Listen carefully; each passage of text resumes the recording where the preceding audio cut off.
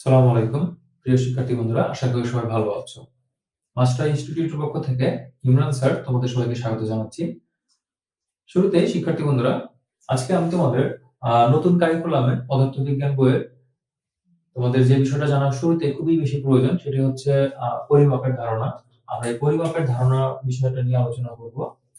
তো আমি তোমাদের চেষ্টা করব যে পরিমাপ কি, এটার একক কি, রাশি কি, এগুলো নিয়ে তোমাদের একটা মোটামুটি একটা ধারণা দেওয়ার আমি চেষ্টা করব। আশা করছি তোমরা ভিডিওটির শুরু থেকে শেষ পর্যন্ত দেখবে। তো শিক্ষার্থী বন্ধুরা, চলো শুরু করা যাক।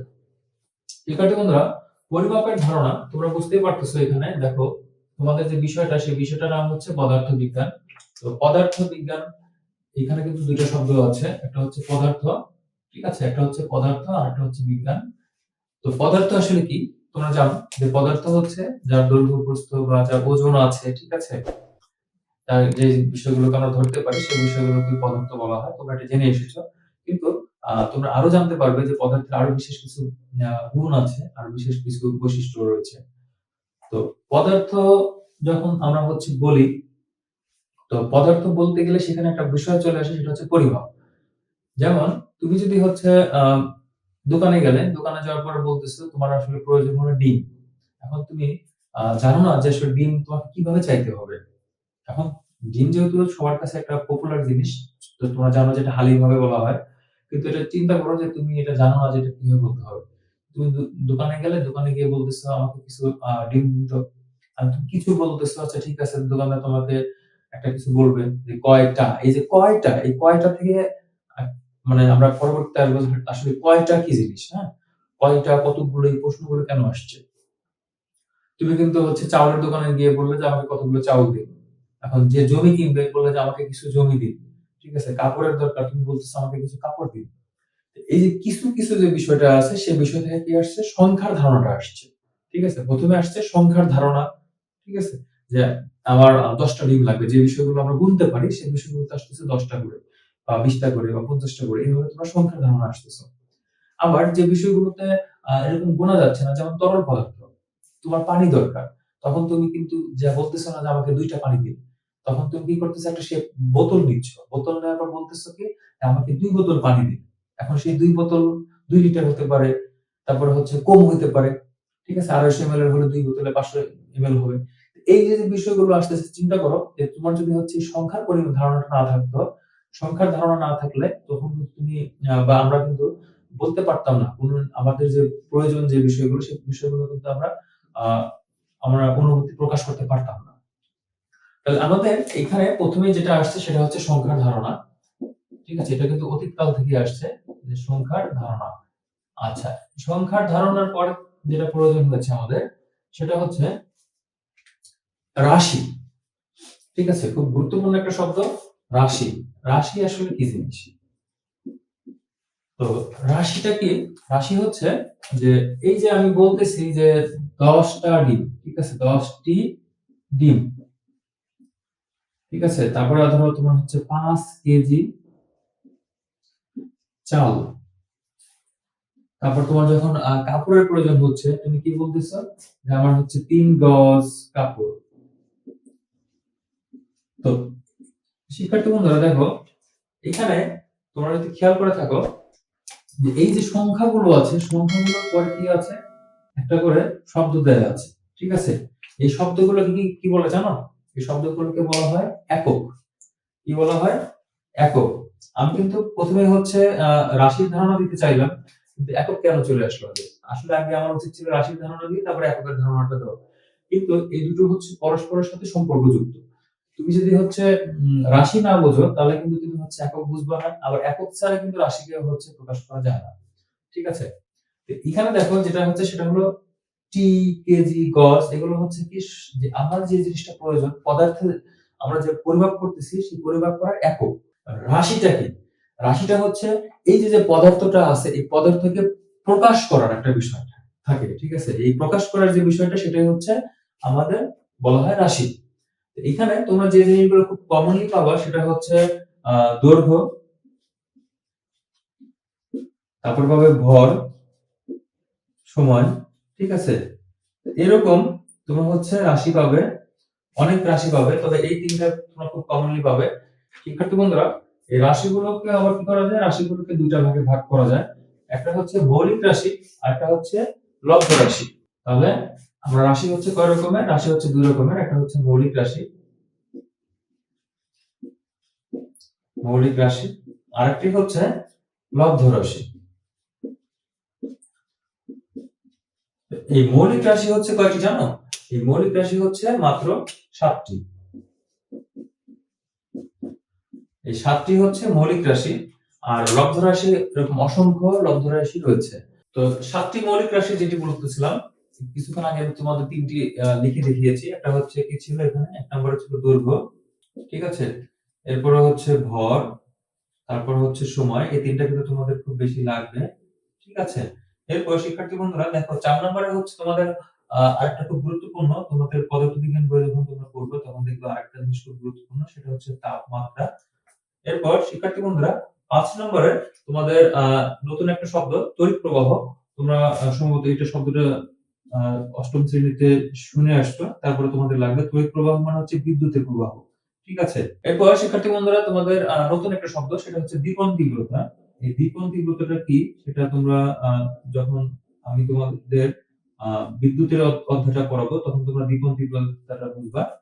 দীপন তীব্রতা সিম্পলি বলি সেটা হচ্ছে এই যে বিদ্যুতের যে আমার দুই পাশে দুটো লাইট জ্বলতেছে, এই যে দুটো লাইট কি পরিমাণ আলো দিচ্ছে এটাকে বলা হয় হচ্ছে দীপন তীব্রতা। আর 7 নম্বর সর্বশেষ রয়েছে হচ্ছে পদার্থের পরিমাপ। পদার্থের পরিমাপ মানে মোল আর কি, ঠিক আছে। তোমরা যখন কেমিস্ট্রিতে পড়বা এটা হচ্ছে পেয়ে যাবে, দেখবা পদার্থের পরিমাপ বা মোল। তো এই হচ্ছে তোমাদের মৌলিক 7টা রাশি। এখন স্যার লব্ধ রাশি কোনগুলো? লব্ধ রাশি মানে অসংখ্য লব্ধ রাশি আছে। যেমন তোমরা খুব কমনলি যেটা পাবে সেটা হচ্ছে ত্বরণ, ঠিক আছে। ত্বরণ দেখতে পাবো যে একটা লব্ধ রাশি। এছাড়া তোমাদের আরো পাবে, বেগ পাবে, আগে বেগ আসবে তারপর ত্বরণ আসবে। তো এরকম দেখবা যে বল আছে, ঠিক আছে, এরকম দেখবা অনেক। বল মানে এখানে ফোর্স বোঝানো হচ্ছে, ফুটবল খেলার বল না। তো এই যে বিষয়গুলো আছে, তাহলে মৌলিক রাশিটা হচ্ছে কি, এই রাশিগুলো মানে একা একা, মানে এরা হচ্ছে স্বতন্ত্র, ঠিক আছে। আর লব্ধ রাশি হচ্ছে এই মৌলিক রাশিগুলো দিয়ে লব্ধ রাশি তৈরি করা হয়। যেমন ত্বরণের মধ্যে তোমরা হচ্ছে বেগ পাবে, বেগের মধ্যে তোমরা হচ্ছে দূরত্ব পাবে, দূরত্ব বা হচ্ছে দৈর্ঘ্য পাবে, দৈর্ঘ্য আর দূরত্ব একই জিনিস, ঠিক আছে। আমরা যখন হচ্ছে ছোট জিনিস মাপি তখন দৈর্ঘ্য বলি, আর যখন আমরা গতির ক্ষেত্রে ব্যবহার করি তখন সেটাকে আমরা দূরত্ব বলে থাকি, ঠিক আছে। তো এই হচ্ছে তোমাদের মৌলিক রাশি আর লব্ধ রাশি। তাহলে সিম্পল কি, সিম্পল হচ্ছে রাশি দুই প্রকার, একটা হচ্ছে মৌলিক রাশি, একটা হচ্ছে লব্ধ রাশি। মৌলিক রাশি কি, মৌলিক রাশি হচ্ছে 7টি। মৌলিক রাশি হচ্ছে সেই রাশিগুলো যে রাশিগুলো অন্য রাশির উপর নির্ভরশীল নয়, মানে ইংলিশে হচ্ছে যেটাকে ভাওয়েল বলা হয়। তোমরা ভাওয়েল পড়েছো, সেই ভাওয়েলটা হচ্ছে তোমাদের ফিজিক্সে হচ্ছে এখানে মৌলিক রাশি। আর লব্ধ রাশি কোনগুলো?